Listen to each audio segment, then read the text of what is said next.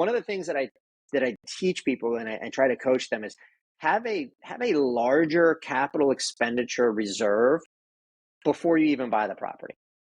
Don't just presume that you're going to be able to save that just magically before something big happens. And so I tell people you're kind of saving, really for 4 categories when you're going to buy an investment property. You're going to save for your down payment. You're going to save for your closing costs. You're going to save for that vacancy and upfit, right? Just to get a tenant in there. But you also need to have an already capital expenditure fund already set aside.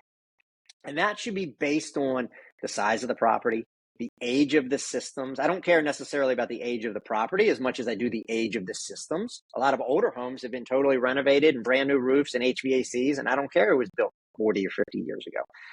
And a lot of people save for the first 3 buckets and don't save for the 4th, and they go out and buy a property, and then, like you mentioned, stuff happens, and then boom, they're really in a tough spot. And so I coach people, save for that 4th bucket like you would any other bucket. And then you sleep at night, not necessarily worrying as much. And then as you build properties and you accumulate properties, don't stop saving, right? There's a ceiling at a certain point where you're like, okay, I've got enough nest egg for those things that I'm protected. But I think a lot of people undershoot that number. And that's a great way to lose tenants and increase vacancy and reduce cash flow.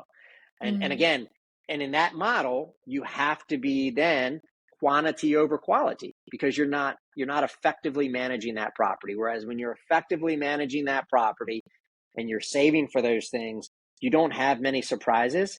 You don't bother your tenant. They're seamless to these repairs and they don't move as much. And then you're just not dealing with the hassle of in and out and vacancy and lower cash flows.